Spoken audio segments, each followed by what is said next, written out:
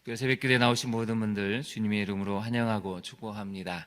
제5주차는 중년의 기도 생활은 주제를 가지고 진행을 하고 있습니다. 먼저 스티커를 한번 붙여볼까요? 네, 오늘까지 붙이시면 이틀만 우리가 잘 감당하면 드디어 5주차를 마무리하게 됩니다. 이번 주가 제일 힘이 듭니다. 다음 주면 또 4월이 시작이 되기 때문에 새로운 마음을 할 수 있는데 이번 주의 고비를 잘 넘기시고 또 끝까지 40일을 완주하시기를 바랍니다.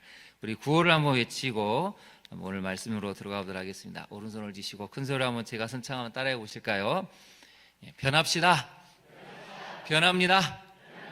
변화시켜 주십니다. 네, 서로 힘을 내시면 좋겠습니다.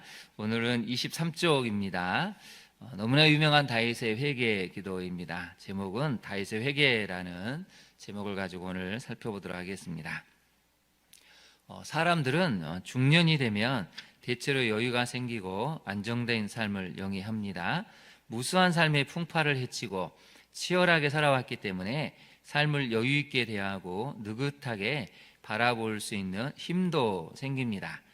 그러나 이런 중년의 때를 조심하지 않으면 뜻하지 않은 유혹에 넘어가 인생을 파탄으로 끝낼 때가 많습니다. 그러면 뜻하지 않은 유혹에다 한번 밑줄을 그어보실까요? 뜻하지 않은 유혹은 세 가지 영역이 있습니다. 한번 빈칸에다 메모를 해보시죠. 첫 번째는 돈입니다. 돈이 가장 유혹이 많이 오죠. 두 번째는 권력입니다. 거기다 한번 가로를 쳐보실까요? 권력, 명예입니다. 명예가 있고요. 마지막 세 번째는 성적인 유혹입니다. 이성이죠. 돈과 명예, 권력과 성적인 유혹이 중년의 때에 많은 사람을 넘어지게 합니다. 혹시 우리 중년을 지나가시는 분들 어떤 유혹에 지금 직면하고 계신가요? 모든 사람은 이 세 가지 영역에서 자유로울 수가 없습니다.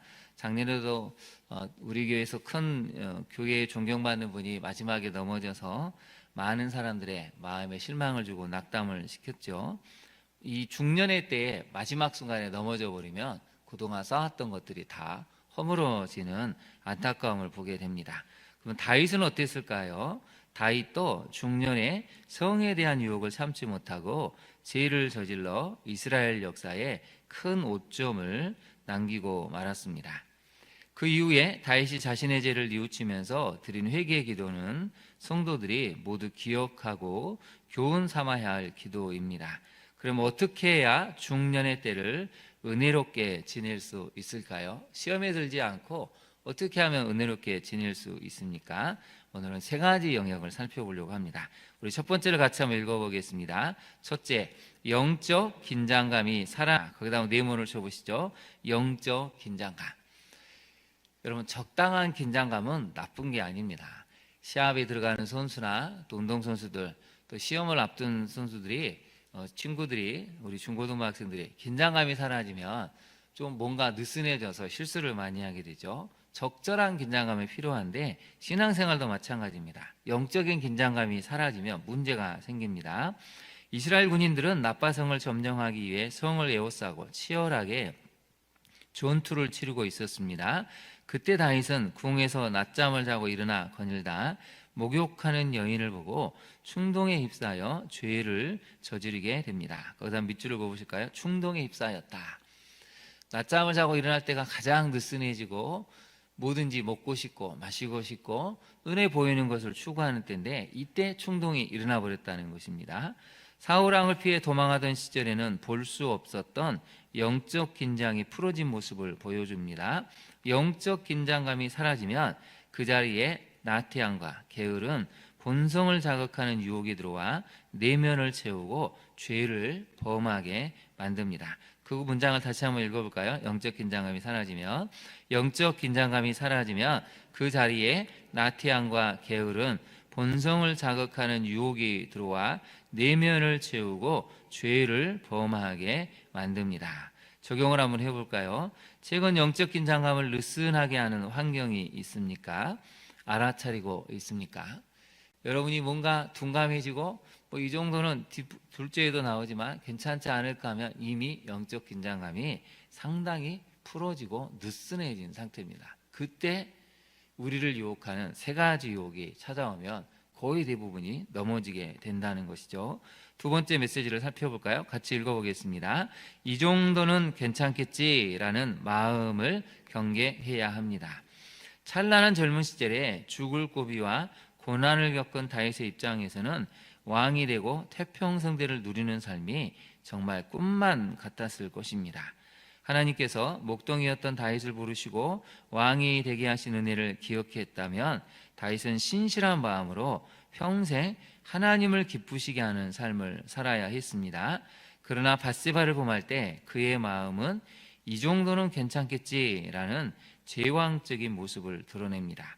다윗도 왕이 오르자 다른 이웃나라 왕들처럼 제왕적인 생각을 받아들이고 결국은 간음과 살인, 거짓과 은폐, 심지어 남의 아내를 강탈하는 무서운 죄를 저지르면서도 이 정도는 괜찮다라고 생각을 합니다. 이러한 마음을 경계하지 않으면 우리도 언제든지 괴물처럼 행동할 수 있습니다. 그 다음 밑줄을 그어보실까요? 이러한 마음을 경계하지 않으면. 여러분, 다윗이 저지른 죄를 다시 한번 살펴볼까요? 간음죄, 살인죄, 거짓말하는 죄, 그리고 그 죄를 감추는 은폐하는 죄, 심지어는 남의 아내를 강탈을 했습니다. 여러분, 오늘날 시대에도 이런 사람은 어떻게 됩니까? 사형에 해당이 되죠. 무서운 죄 아닙니까? 그렇게 시편 23편을 통해서 우리에게 은혜를 주었던 다윗이 한순간에 괴물처럼 변해버렸습니다. 우리도 언제든지 그럴 수 있다는 것입니다. 목회자도 사역자도 여러분 언제든지 다윗처럼 충동에 휩싸이면 이런 죄악을 아무렇지 않게 저지를 수 있습니다. 그래서 늘 우리는 서로를 위해서 권면하고 기도하고 제된 행동이 나오면 굉장한 질책을 해야 됩니다. 그래야 조심해서 죄에 넘어지지 않게 되죠. 적용을 한번 해볼까요? 책은 이 정도면 괜찮겠지라는 생각으로 묵인하고 있는 죄는 없습니까? 다윗처럼 그렇게 친밀하게 하나님과 관계 맺었던 사람도 이렇게 될 수 있다면 하물며 우리는 얼마나 더 많은 죄를 저지를 수 있는지 교훈을 삼아야 한다는 것이죠. 그래서 여러분 최근에 이 정도면 괜찮지 않을까가 사실은 시작하는 단계입니다. 이제 내가 곧 죄에 넘어갈 단계구나. 그걸 알아차리시고 조금 더 영적인 긴장감을 더 갖자 가져야 우리가 시험에 들지 않는다는 것이죠. 세 번째 메시지를 같이 한번 읽어보겠습니다. 중년일 때 크나큰 실수와 죄를 저질렀을지라도 회개할 때 다시 일어설 수 있습니다. 그 다음 네모를 쳐보실까요? 회개할 때. 하나님은 물론 심판하시지만 그래도 회개하면 다시 관계를 회복시키시고 우리를 이끌어 주십니다. 다윗의 위대한 점은 바로 회개했다는 데 있습니다. 대충 회개한 것이 아니고 정말 죽을 힘을 다해 회개하고 하나님 앞에 엎드렸습니다. 다윗처럼 우리도 실수할 수 있고 큰 죄를 범할 수 있지만 그 사실을 인정한 후에는 회개의 자리로 나아가야 합니다. 그럴 때 하나님 우리를 살려주시고 다시 기회를 주십니다. 중년의 때에 더욱 절제하고 근신하며 자신의 마음을 깨끗하게 하는데 마음을 쏟을 때 하나님께서 도와주십니다. 우리 마지막 문장을 같이 한번 읽어볼까요? 중년의 때에 더욱 절제하고 근신하며 자신의 마음을 깨끗하게 하는데 마음을 쏟을 때 하나님께서 도와주십니다. 그다음 밑줄을 그으시죠. 마음을 쏟을 때 어디에 마음을 쏟아야 된다고요? 절제하고 근신하고 마음을 깨끗하게 하는데 엉뚱한 데에 마음을 쏟으면 우리 또 다윗 이상으로 괴물과 같은 모습을 보일 수가 있습니다. 적용을 한번 해볼까요? 최근 해결해야 할 은밀한 죄는 없습니까? 다윗처럼 여러분 철저하게 처절하게 회개하고 있습니까? 거기다 한번 네모를 쳐보실까요? 회개를 어떻게 해야 된다고요? 처절하게 해야 한다는 것입니다. 정말 뼈가 마르고 피가 마를 정도로 그렇게 죽을 힘을 다해서 회개하는 것이 온전한 회개인 것이죠. 여러분 이제 본문으로 잠깐 가볼까요? 오늘 본문에 가보면 4절을 한번 보겠습니다. 51편 4절에 내가 주께만 범죄하여 주의 목전에 악을 행했습니다 라고 인정하죠. 사람에게 행한 죄는 바로 하나님께 행하는 죄고 악이다라는 것을 인정을 했습니다. 그래서 우리는 11절, 12절을 여러 번 우리가 묵상을 해봤지만 같이 한번 11절, 12절을 읽어볼까요? 나를 주 앞에서 쫓아내지 마시며 주의 성령을 내게서 거두지 마소서. 주의 구원의 즐거움을 내게 회복시켜 주시고 자원하는 심령을 주사 나를 붙드소서. 만약에 우리가 다르게 기도했다면 어떤 일이 생겼을까요? 하나님, 구원은 상관없는데 내가 지금 누리고 있는 재산을, 명예를, 권력을 이것은 가져가지 마십시오 하면 잘못된 기도죠. 영원한 세계에서 그런 것들은 아무런 의미가 없다는 것입니다. 다윗은 이렇게 기도한 것이죠. 다 가져가셔도 그러나 주님의 성령, 주님이 주시는 그 구원의 즐거움은 제게서 거두어가지 마십시오. 오늘날 얼마나 많은 사람들이 반대로 기도합니까? 다윗은 회개할 때 진짜 붙들어야 할 것이 무엇인지를 깨달았습니다. 그래서 여러분 17절을 한번 볼까요? 오늘의 이제 결론이라고 할 수가 있는데요. 우리 마지막 17절을 큰 소리로 읽어보겠습니다. 하나님께서 구하시는 제사는 상한 심령이라 하나님이여 상하고 통회하는 마음을 주께서 멸시하지 아니하시리이다. 비록 큰 죄를 저질렀지만 하나님이 멸시하지 않는 것은 상하고 통회하는 마음으로 하나님 앞에 나오는 것. 이 마음은 절대 멸시하지 않으십니다.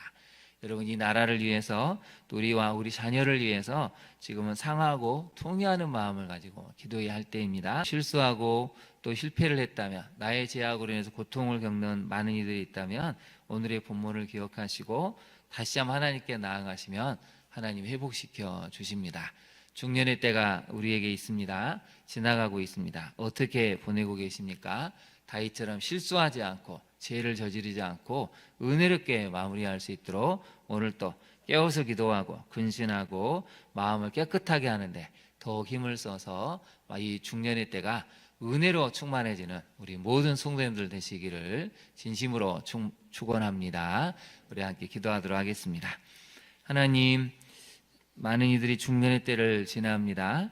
그러나 삶이 안정되고 평안해지면 인간의 본성은 끊임없이 죄를 추구하는 데 앞장서는 그런 악한 마음이 있음을 깨닫습니다.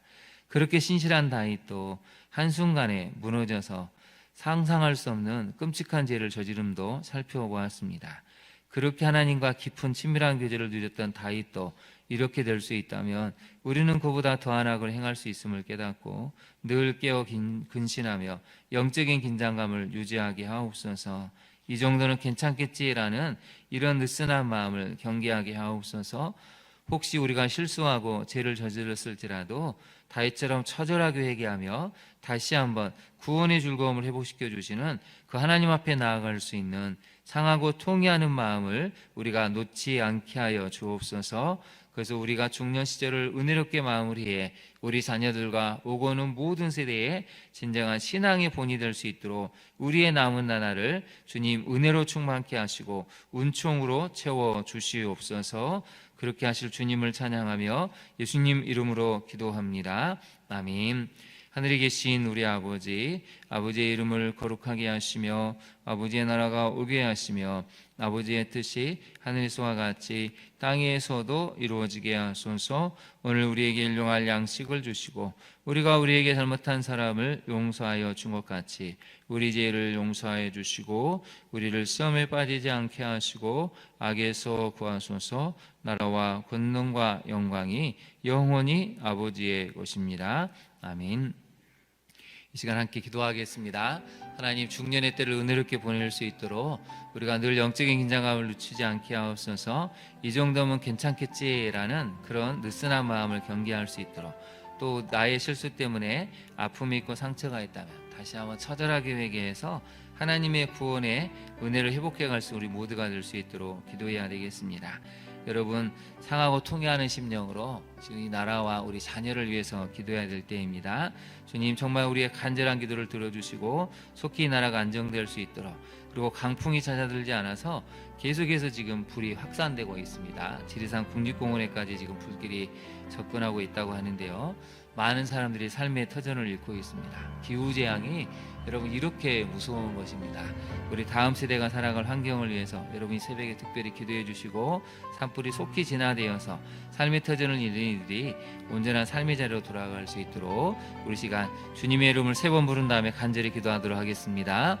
주여 주여 주여